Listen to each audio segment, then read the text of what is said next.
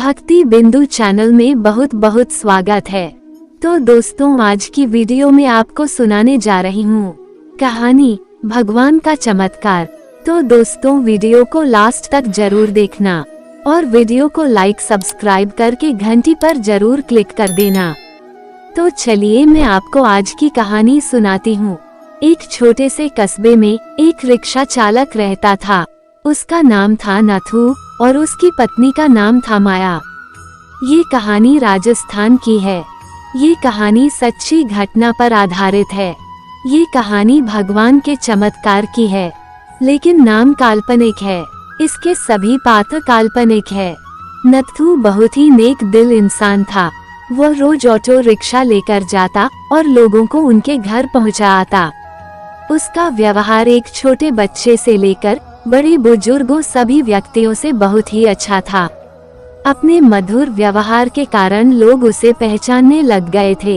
रात के 1 बजे भी किसी ने अगर आवश्यक कार्य से बाहर जाना होता तो वह बेचारा 1 बजे भी उठ जाता।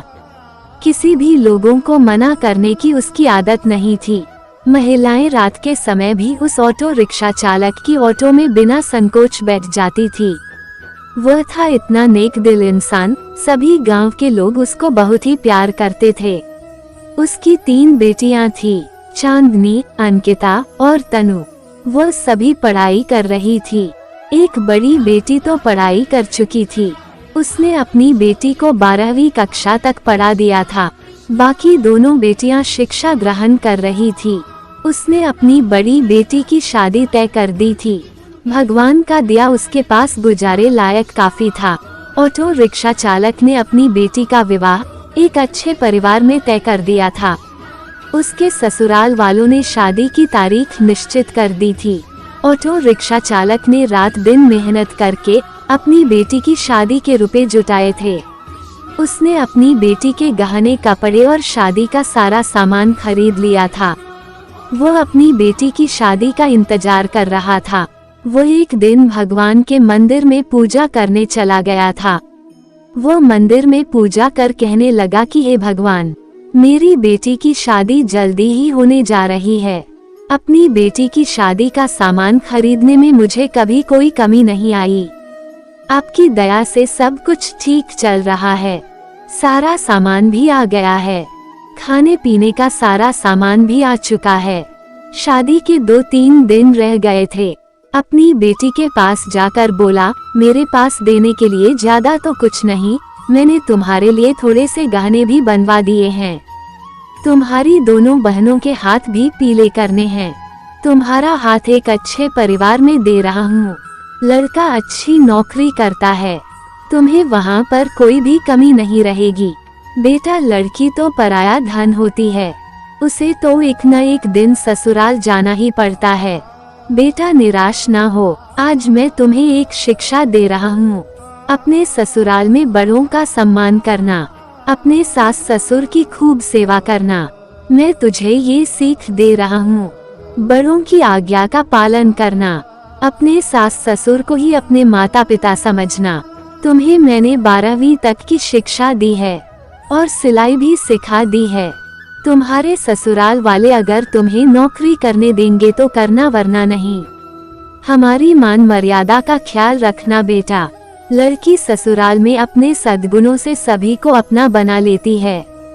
सास ससुर तुझे डांट डपट करे तो सोच लेना, तुम्हें तुम्हारे अपने माता पिता डांट रहे हैं।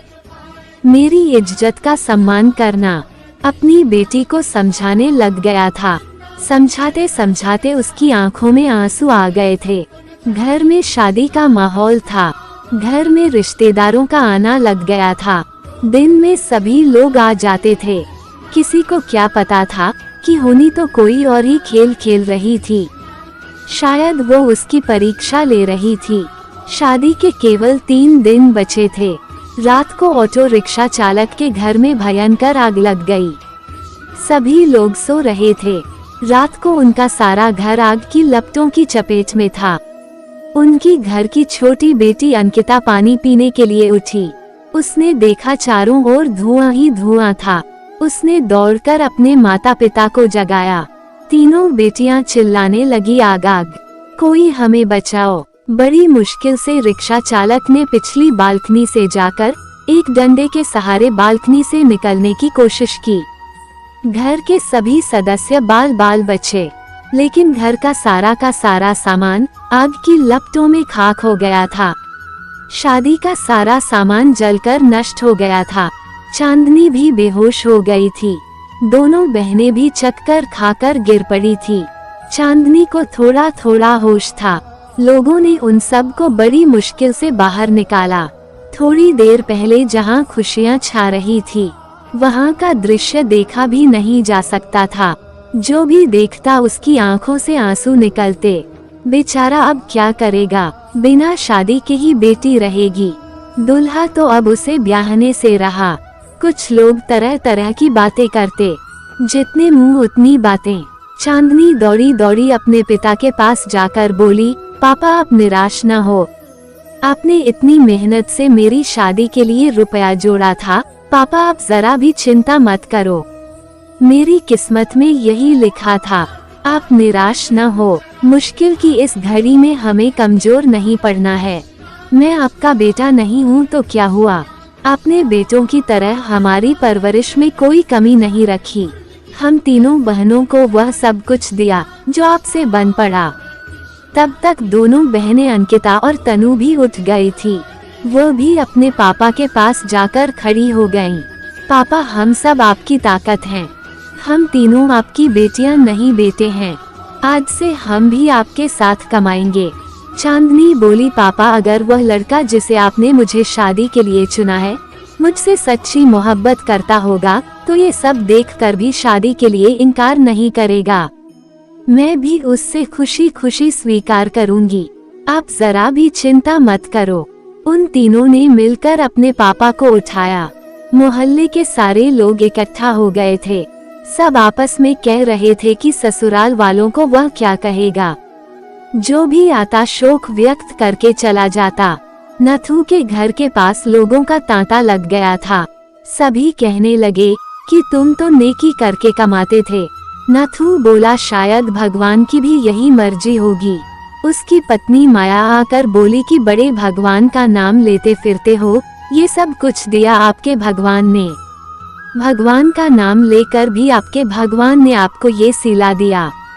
इस घर में भगवान का नाम कभी मत लेना। वह बोला, भाग्यवान, ये तो नियति का खेल है, भगवान को क्यों कोसती हो। तीनों बेटियों ने बड़ी मुश्किल से अपनी माँ को संभाला।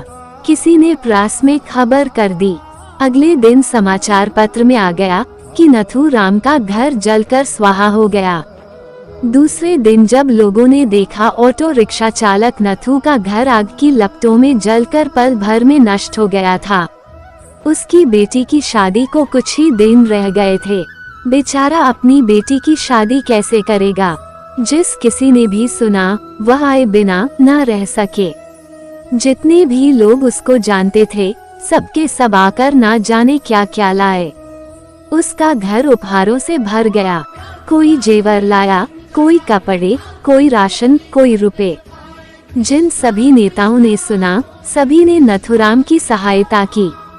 वह था ही इतना नेक इंसान। उसकी बेटी की शादी में भला कोई क्यों नहीं आता। शाम तक उसके घर में ना जाने कितने रुपए इकट्ठे हो चुके थे।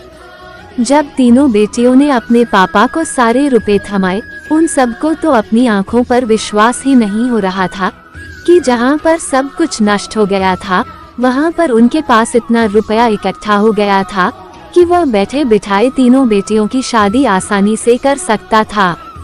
भगवान जब देता है तो छप्पर फाड़ कर देता है। उसने बड़ी धूमधाम से मंदिर में अपनी बेटी की शादी की।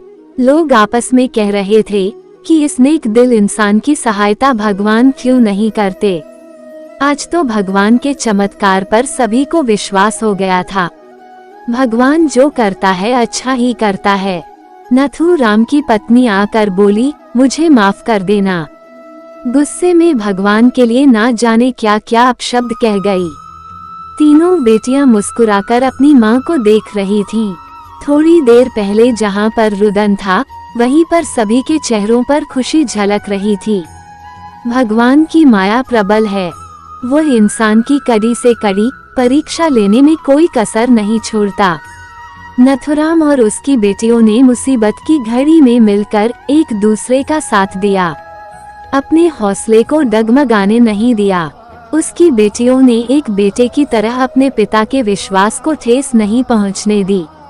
भगवान ने रातों रात छप्पर फाड़कर उनकी सहायता की। वह बोला, इतने रुपए इकट्ठे हो गए हैं जिससे मैं तुम तीनों की शादी भी आसानी से कर सकता हूँ।